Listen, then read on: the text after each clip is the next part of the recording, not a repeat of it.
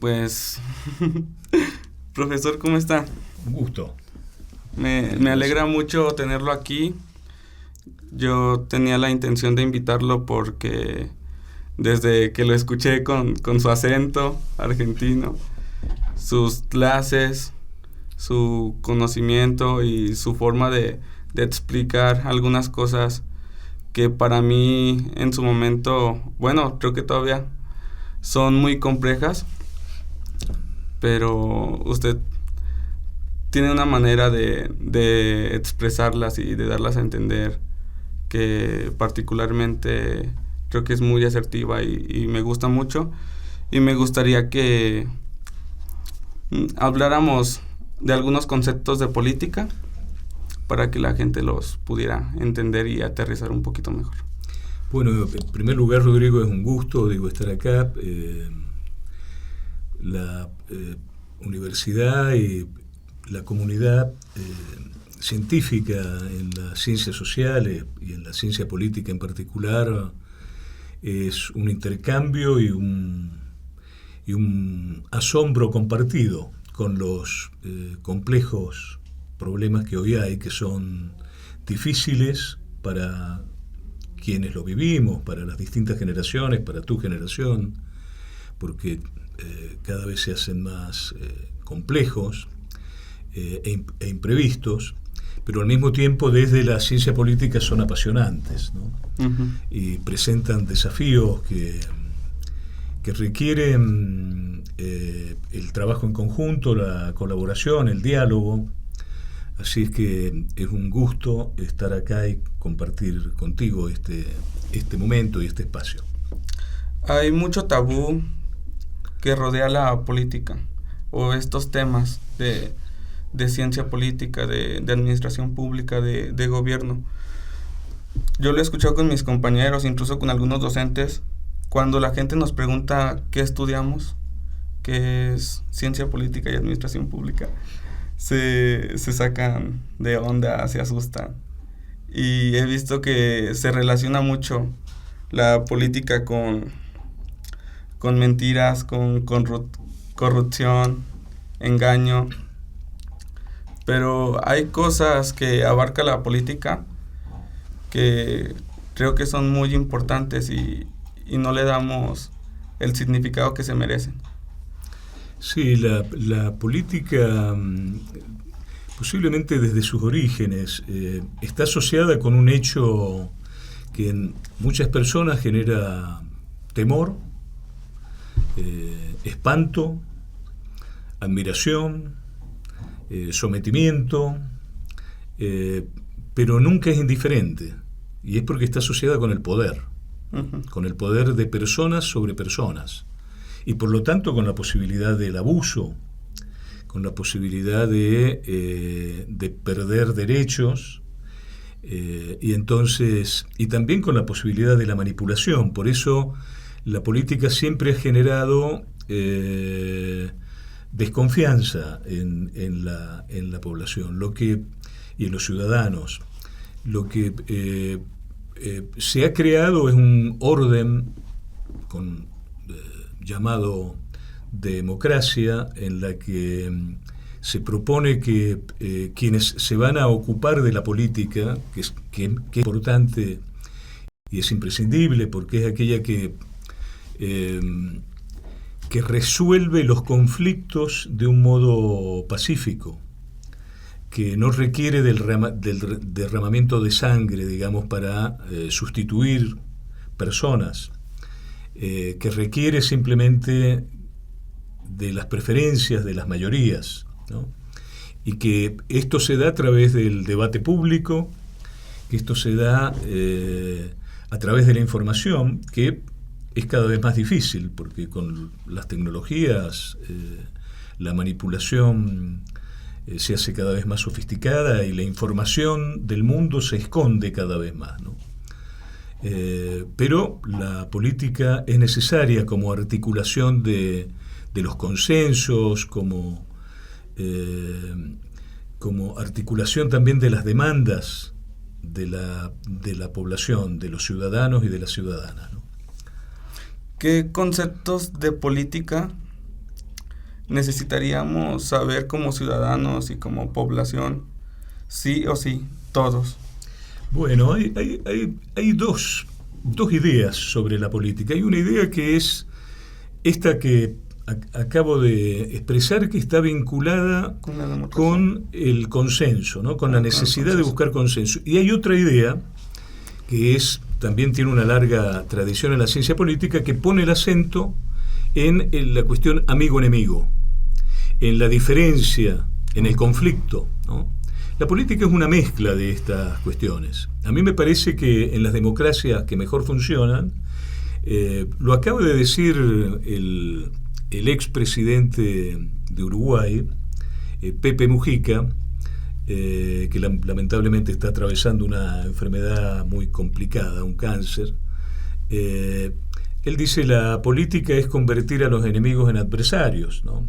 Y esto es la democracia, esta es la política en la democracia, porque la política en las dictaduras funciona de otro modo, funciona con manipulación, funciona con jerarquía, con verticalidad, funciona con represión, ¿no? Y los conflictos se resuelven cuando uno se impone sobre otro y acumula todos los recursos. En la democracia nadie tiene todo, los recursos están siempre dispersos, y eso hace que los representantes, los actores que representan la política tengan que acordar entre sí, ¿no? Sobre todo cuando hay bienes escasos. Por ejemplo, el gobierno es un bien escaso, porque si tú quieres ser gobernador hay un solo cargo, y hay muchos que quieren ese cargo, el de alcalde o los centenares de cargos que hay. Entonces, los bienes son escasos, también pueden ser bienes materiales, bienes de distinto tipo. Las necesidades de la población son generalmente mayores que lo que son estos recursos. Entonces se tiene que procesar negociaciones, acuerdos, consensos, ¿no?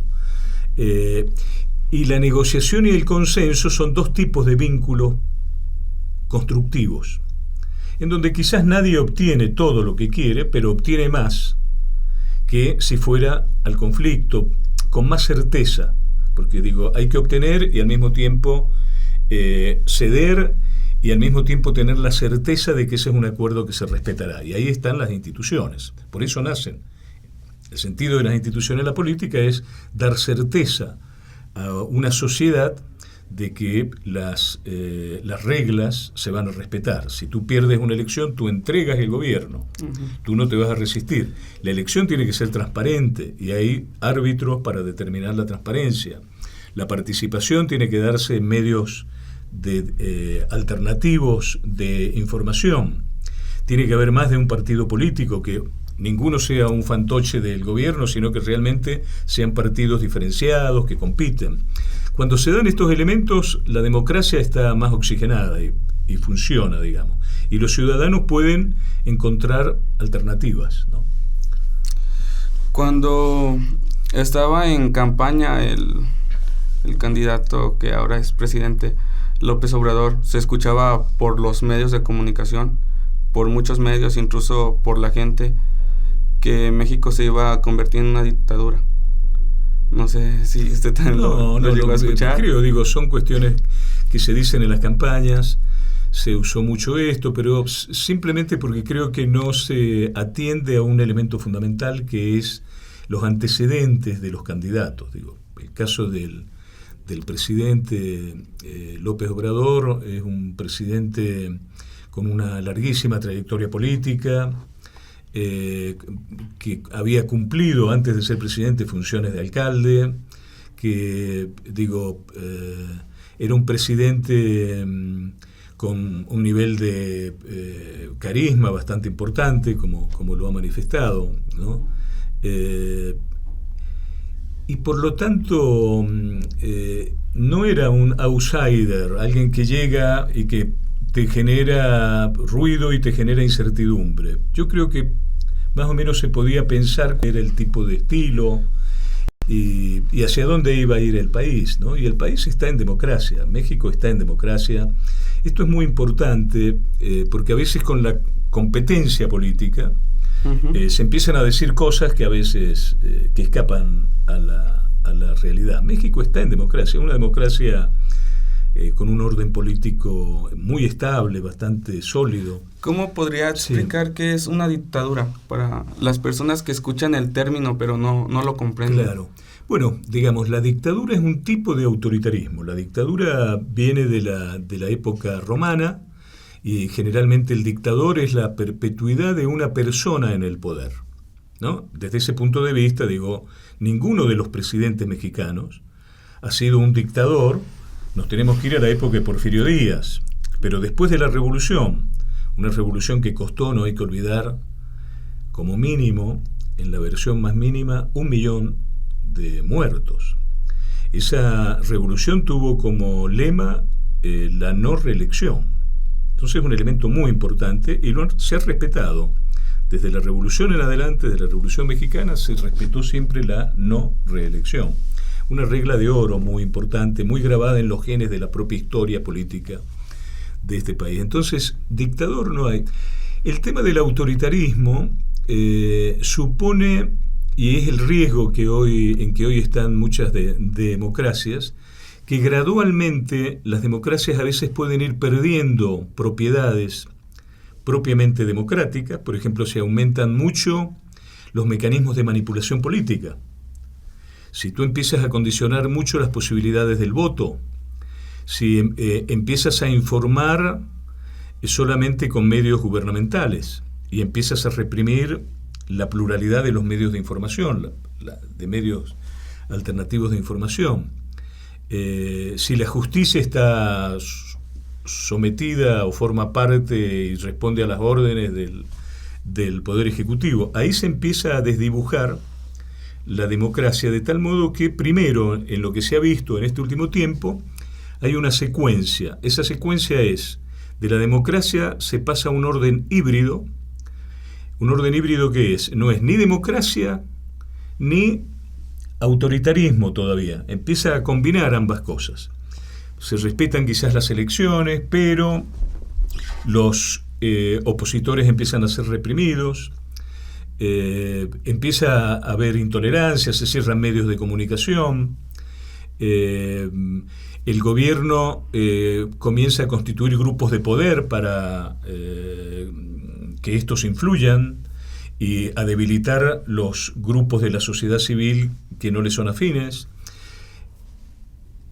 Cuando eso empieza a profundizarse, se pasa de este orden híbrido a un orden autoritario. El orden autoritario ya es un orden cerrado, en donde ya la competencia política desaparece, en donde la manifestación y la oposición es reprimida o expulsada del país, ¿no? O, como en el caso de Rusia, se envenena o se mata directamente a los adversarios, digamos, ¿no?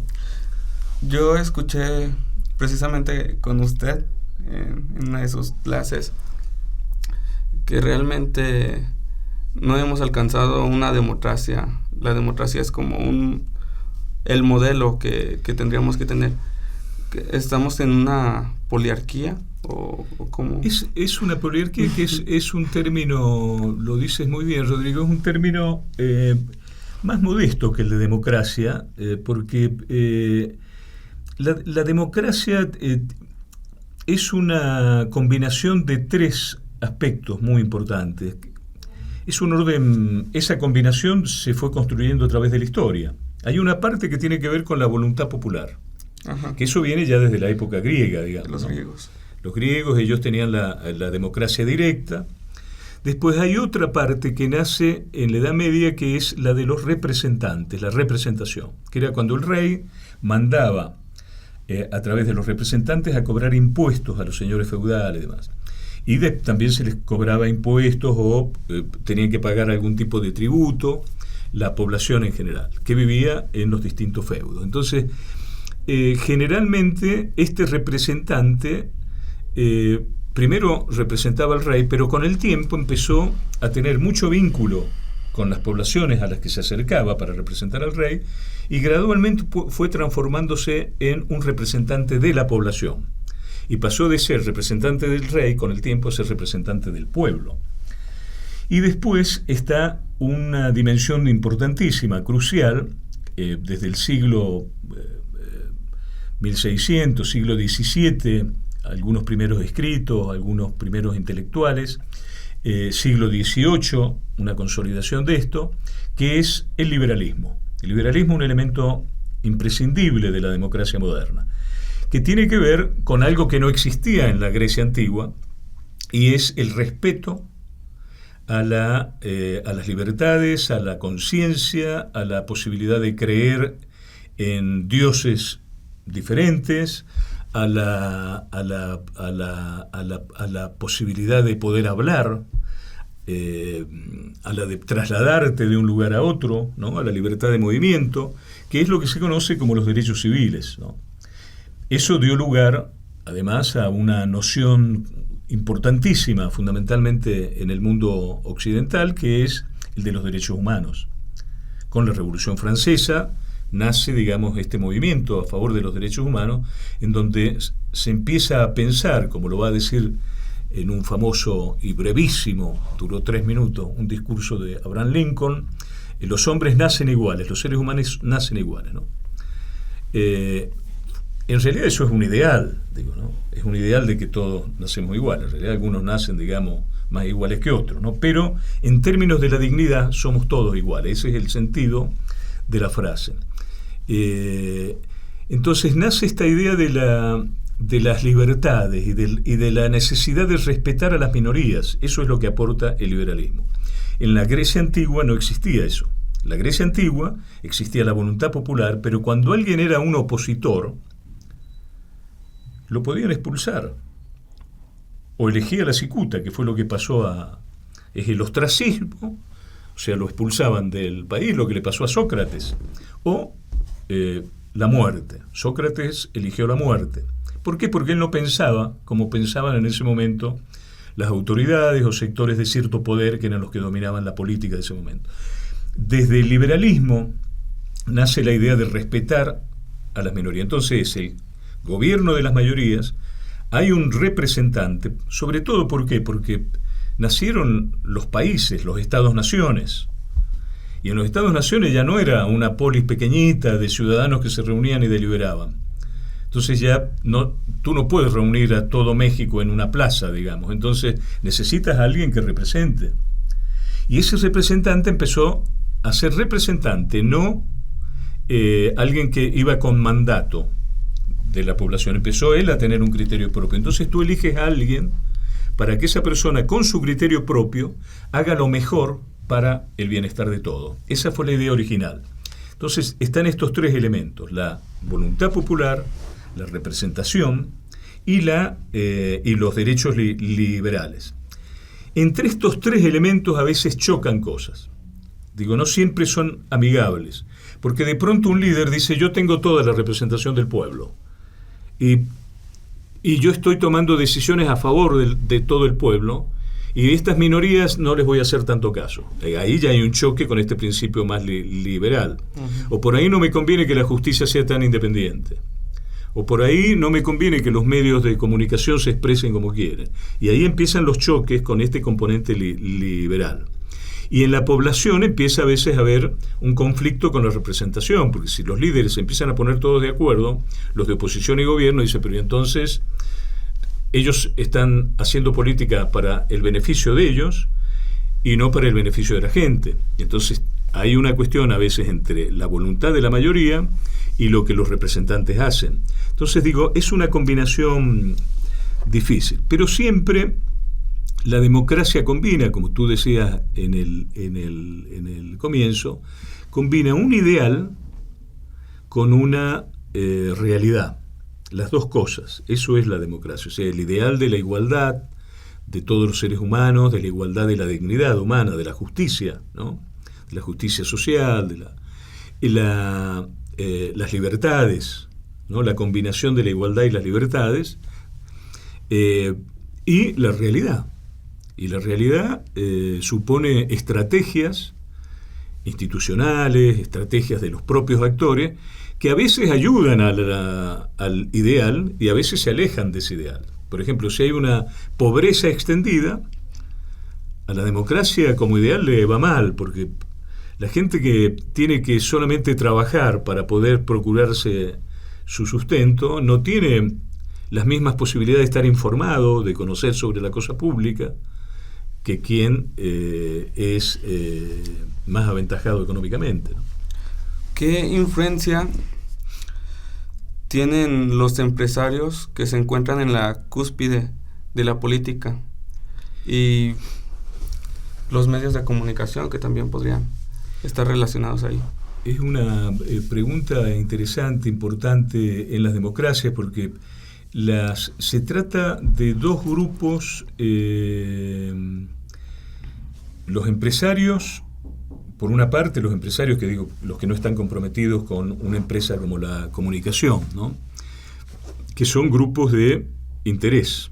Grupos de interés. Y que velan por sus intereses fundamentalmente, ¿no? Entonces los empresarios son muy importantes y funcionan en diferentes tipos de sistemas. En algunos sistemas, en algunos países, hay una coordinación de las actividades entre los empresarios, los sindicatos y el gobierno.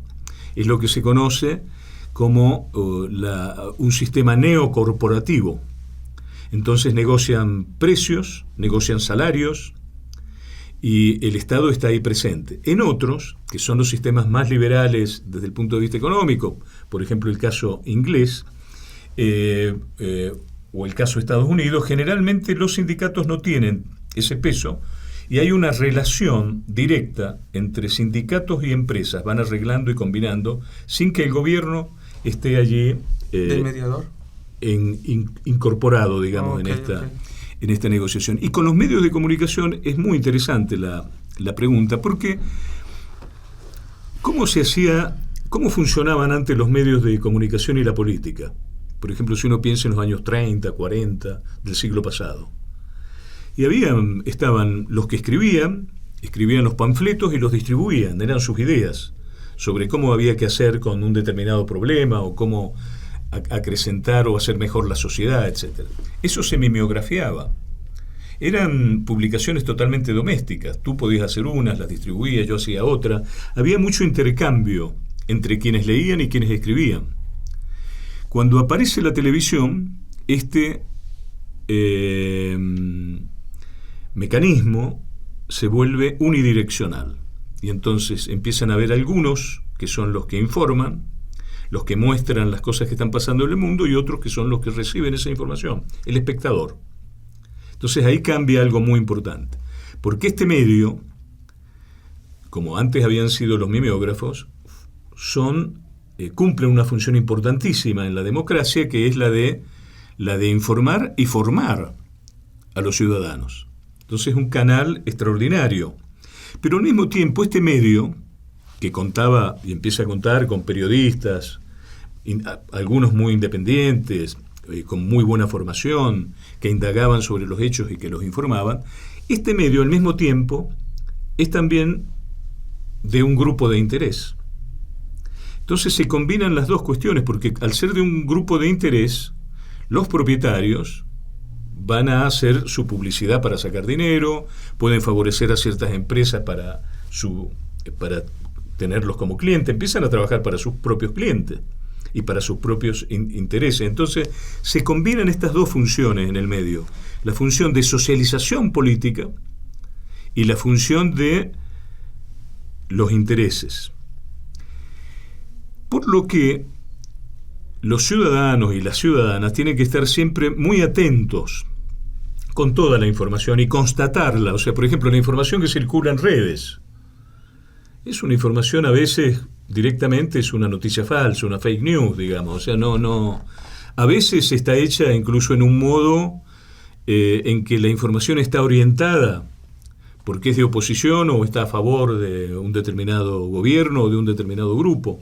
Entonces cada vez se requiere estar más atento y no perder de vista que los medios de comunicación son importantísimos, pero que al mismo tiempo representan a grupos de interés, y por eso siempre conviene consultar diferentes medios, con diferentes orientaciones, echar un vistazo. Cuando coinciden es que, bueno, más o menos puede que estén representando, digamos, los hechos tales como son, ¿no?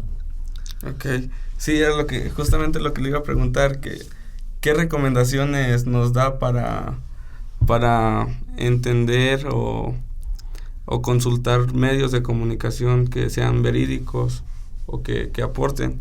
Pero pues tenemos que dar un vistazo a varios. Hay medios que son muy reconocidos internacionalmente, ¿no?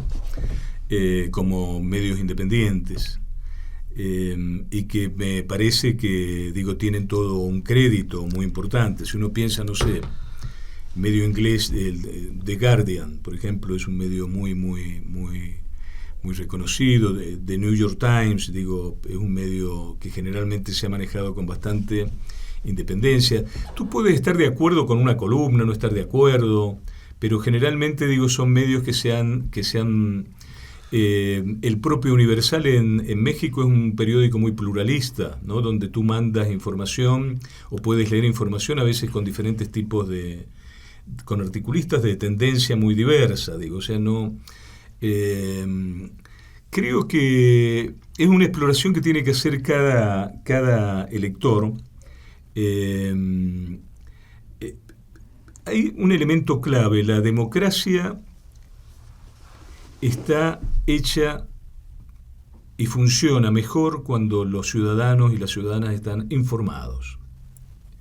Esto es un elemento, es el gran antídoto contra la manipulación, que hoy es un riesgo muy importante, porque la manipulación no solamente funciona con que sea información falsa o verídica, a veces funciona con la propia agenda que se construye, sobre qué es importante y qué no es importante discutir. Funciona a veces con las reglas. Las reglas te pueden articular para que las preferencias se traduzcan en cargos de un determinado modo o de otro determinado modo. El reciente debate en México sobre si correspondía o no la sobrerepresentación, que es algo muy propio de muchos sistemas electorales, el propio Estados Unidos, en el Reino Unido. O sea, cuando ganó Donald Trump como presidente, él tenía una cantidad de votos menor que Hillary Clinton. Sin embargo, la regla electoral en Estados Unidos hace que es un voto en el que se elige representantes a un colegio electoral. Y es uninominal, entonces el que gana esto ganó. Y se lleva los representantes a ese colegio electoral, el que gana en un determinado estado, distrito, etc. Entonces eso hace que a veces no coincida la cantidad de votos con la cantidad de representantes. Porque quizás tú has obtenido representantes en distritos, en pocos distritos con muchos votos, pero el otro obtuvo representantes en más distritos con menos votos y tiene más representantes y gana, a pesar de tener menos voto popular en términos del país. De cierto modo uno dice esto es injusto, pero ese es el sistema que funciona ahí, ¿no? O sea, que no se ha modificado. Reino Unido es lo mismo. Entonces siempre conviene estar consciente de que los elementos de la manipulación siempre pueden estar y que están muy cercanos al poder. Porque no es que hayan demonios y ángeles. Sí hay democracias y no democracias. Eso sí hay que saberlo.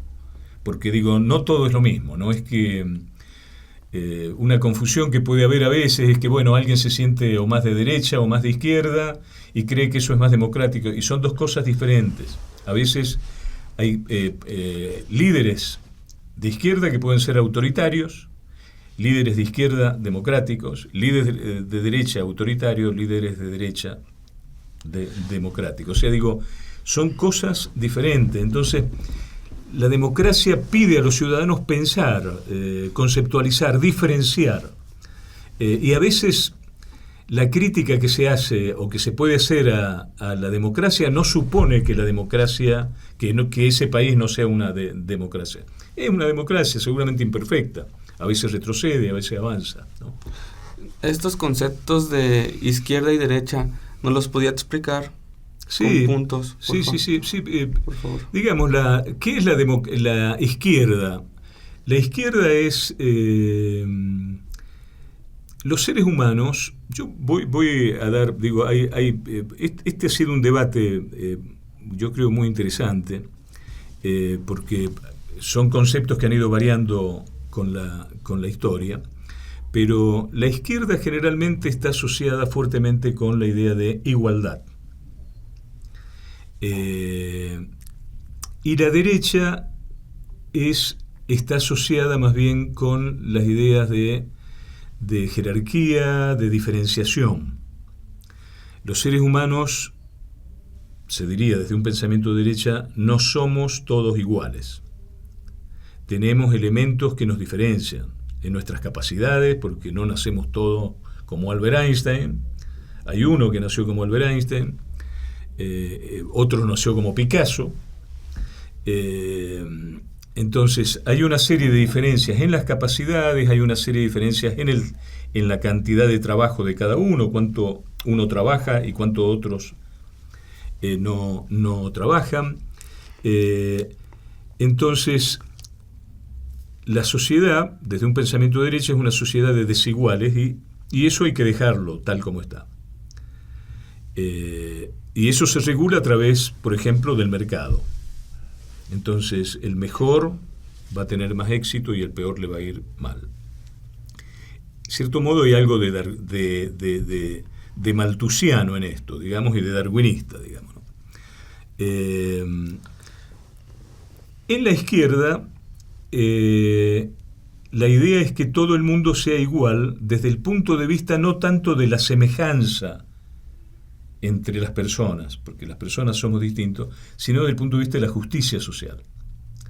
Entonces, estas dos cosas están presentes y son reales, porque los seres humanos en la dignidad somos todos iguales, y al mismo tiempo, en las características propias de cada individuo, cada uno es un individuo, digamos, tiene sus diferencias con otro. Donde uno coloque el acento te convierte de izquierda o de derecha. Si tú colocas más el acento en la igualdad de la dignidad y en combinar, que es otro elemento muy importante, en combinar esto con las libertades, entonces seguramente tú ahí vas a tener una izquierda más democrática.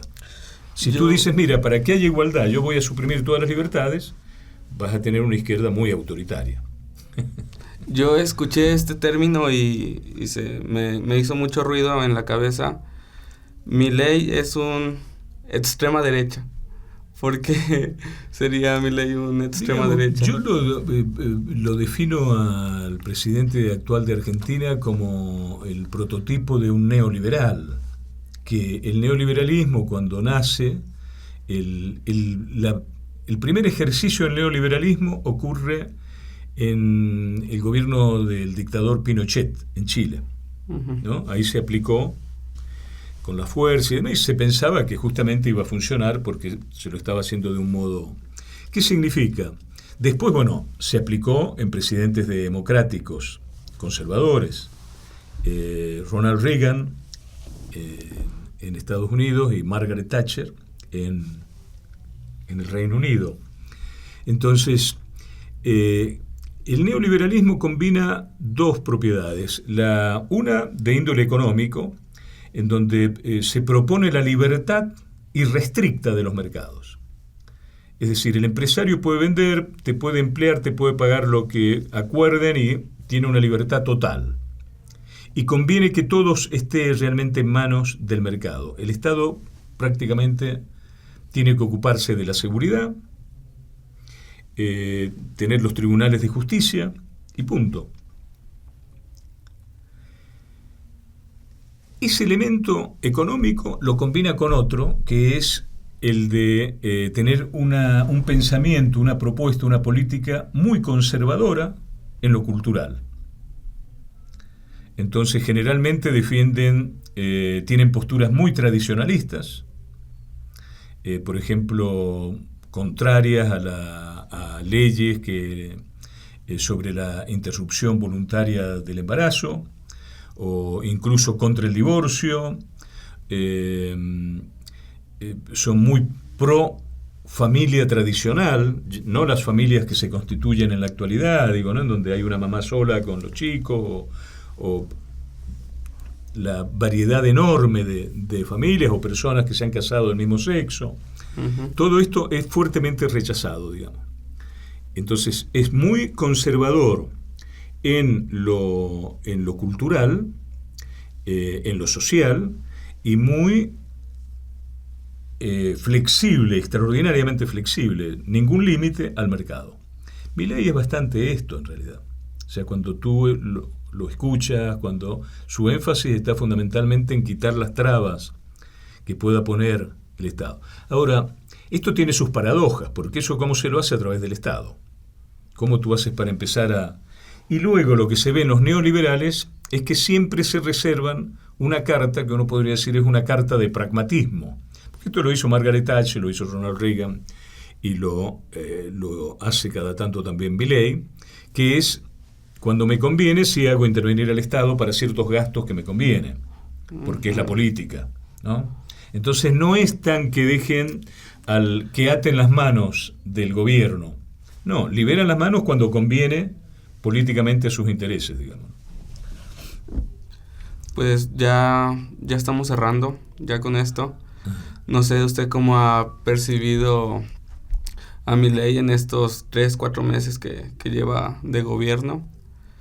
Y quedan muchos temas todavía pendientes que me gustaría mucho abordar con usted. Mira, Milei, Donald Trump, el crecimiento de líderes, en este caso Donald Trump ya no es un outsider, pero digo, proviene de haber tenido una experiencia fuera de la política, no fue un político que siguiera una carrera tradicional. Milei actualmente, pero también Marine Le Pen, que es una política profesional, pero que representa un neonacionalismo y conservadorismo, ¿no? Como es el propio caso de Donald Trump. Yo creo que nos advierten sobre un hecho que debemos atender cada vez más, que es lo que yo llamo la exclusión de proyectos inclusivos, de proyectos de inclusión. Lo voy a tratar de ser lo más claro, ¿no? Cuando en Estados Unidos ganó Barack Obama, se trató de un gran avance, porque era la primera vez que un afrodescendiente llegaba al gobierno. Sí. El Partido Demócrata y lo que es el ala de centro izquierda del Partido Demócrata se vio fortalecido. Fue un proyecto de inclusión importante, porque es una reivindicación simbólica, es una reivindicación política a nuevos grupos, ¿no? Dejó de haber un discurso xenófobo con los migrantes, a pesar de que la política concreta de Barack Obama no era una política blanda, digamos, ¿no? Era una política que se ocupaba bastante de los controles de los migrantes, de la legalidad de los migrantes, etc. Pero desaparece este discurso de lo xenófobo. Lo que no se pensó en ese momento, porque era un momento de inclusión, estabas en cierto modo simbólicamente incluyendo, es que habían algunos grupos de americanos muy del interior de la sociedad estadounidense, que son los redneck, o sea, los cuello colorado, se les dice un poco despectivamente, y que estos sectores más de izquierda de la sociedad, Barack Obama, amigos, etcétera, se reían bastante de ellos, porque decían, bueno, esta gente en realidad son felices con una Biblia y una cerveza, ¿no? Eso tiene una gran simplicidad. Ahora, desde esa gente, que era gente de bajo nivel educativo, origen generalmente anglosajón, campesinos o trabajan en las granjas, ¿no? Desde esa gente ellos empezaron a ver una situación de injusticia para ellos, porque ellos no prosperaban y decían, se favorece a los migrantes hispanos que vienen de México y de América Latina. Se favorece a las poblaciones de origen africano. Y nosotros, que estamos acá desde el origen de los tiempos, no nos apoya nadie. ¿Los nativos? Y estamos mucho peor. Ese grupo se sintió excluido en un momento de inclusión, y ese grupo es el que empezó a hacer el respaldo de una posición muy extrema y que alienta el resentimiento, porque es un grupo de resentidos, que empezó a apoyar a Donald Trump. En el caso de Milei pasó algo parecido. Se incluyeron un conjunto de actores que además se corporativizaron, que tienen que ver fundamentalmente con situaciones de desempleo y demás, pero se empezaron a dar los planes sociales. Los planes sociales no se daban directamente desde el Estado, se le daba a representantes de los llamados piqueteros, ¿no?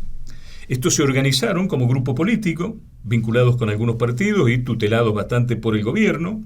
El gobierno les empezó a dar a estos, ¿no?, desde la época de Néstor Kirchner, y entonces la gente empezó ellos recibían sus buenos subsidios, se organizaban. Esto generó dos elementos. Uno, la corrupción, porque este que recibía todos estos fondos para distribuirlos, les decía, bueno, ustedes en vez de trabajar, vengan y apóyenme políticamente y vamos a la manifestación. Segundo lugar, no trabajaban, no tenían un trabajo. En tercer lugar, les cobraba, había muchos casos donde, bueno, yo te doy 1.000, pero déjame 200, ¿no? Y se empezaron a generar millonarios dentro de esta situación de los desempleados. Ahora, esto era visto por otros sectores de la sociedad. Gente que trabajaba, que se pelaba el lomo, digamos, diariamente desde hace años, y que veían que la situación crítica económica estaba cada vez peor, con situaciones de inflación, con etcétera, etcétera, con ineficacia económica en general. Entonces empezaron a pensar todos esos sectores de la sociedad, por estos dos fenómenos, la corrupción por una parte, y por otra parte esta forma de no generar una cultura del trabajo, de no generar estímulos para el trabajo, sino de financiar desde el Estado en un modo bastante parasitario, digamos. Empezó a haber una situación de injusticia. Y esto fue uno de los elementos que hizo que sectores de la población, fundamentalmente los jóvenes que tenían dificultades para encontrar trabajo y demás, empezaran a dar el apoyo a una tercera alternativa, alguien que venía de afuera. Y le dieron el apoyo a este economista, que hasta ese momento daba conferencias, estaba en los medios de comunicación, etcétera, muy original y díscolo, que es Javier Milei. Entonces, bueno, y en el caso de Le Pen en Francia, lo mismo. La inclusión muy fuerte de migrantes también, ¿no? En Alemania, lo mismo, ha llevado a que aparezcan sectores con otras culturas, porque aparecen los musulmanes, y de pronto aparecen mujeres con el velo, en un país que es el símbolo del liberalismo, el símbolo de las libertades, de la igualdad hombre-mujer, y el velo es un elemento de discriminación muy fuerte contra la mujer. Que ven, estas poblaciones ven con rechazo, si son practicantes y muy adheridos a la cultura, la homosexualidad, en un momento en que esto, digo, está muy legitimado, porque forma parte de las preferencias personales y de lo que hace feliz a cada persona y depende de su elección. Todos estos elementos hacen eclosión en algunos sectores que se empiezan a sentir invadidos, porque dicen, nosotros tenemos estos derechos, hemos peleado por estos derechos, y de pronto empiezan a ver que su país dejó de ser lo que era. Entonces, yo creo, la lección de todo esto es que cuando se incluye, porque es bueno la ampliación de los derechos, la inclusión de los derechos, pero hay que atender también, para quienes toman las decisiones, quienes han quedado excluidos o quienes empiezan a sentirse excluidos a partir de esta inclusión de nueva gente que hemos hecho. Y tratar también de atender, tratar de equilibrar, etcétera. ¿Para qué? Para que no se vaya atrás con los derechos, porque lo de Trump, y ahí está la paradoja, al descuidar el grupo de los llamados redneck, ¿no? Hay una novela que incluso se ha escrito, que el candidato Vance de Donald Trump es el autor. Es una novela que es un bestseller, se ha hecho incluso una película, Hillbilly, ¿no? Hillbilly, que Hillbilly también representa un poco peyorativamente este tipo de situación, ¿no?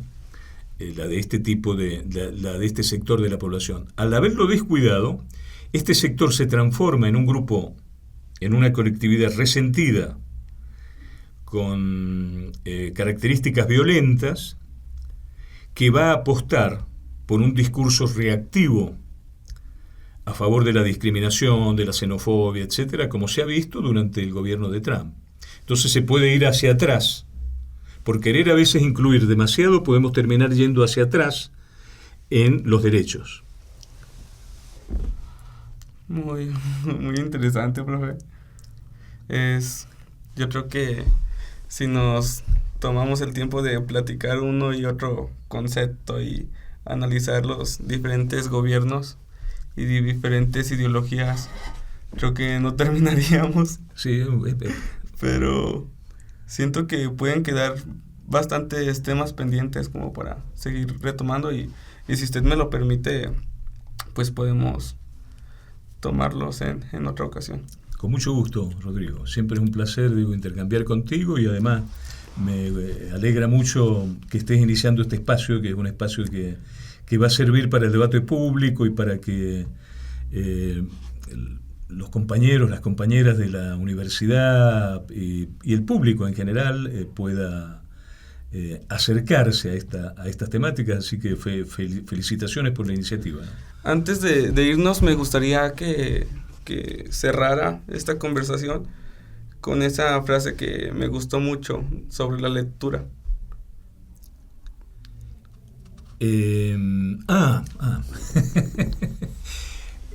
Me imagino que te estás refiriendo a... ¿A qué pasa? Sí, claro, a esta famosa frase de este historiador italiano, que es un historiador de la antigüedad, el gran Momigliano, que dice, en italiano es a non leggere non pasa nulla, ¿no? O sea, no lean, total no pasa nada, ¿no? Es una frase, creo, con sentidos múltiples, y que me parece, esto de Momigliano, una gran frase, ¿no?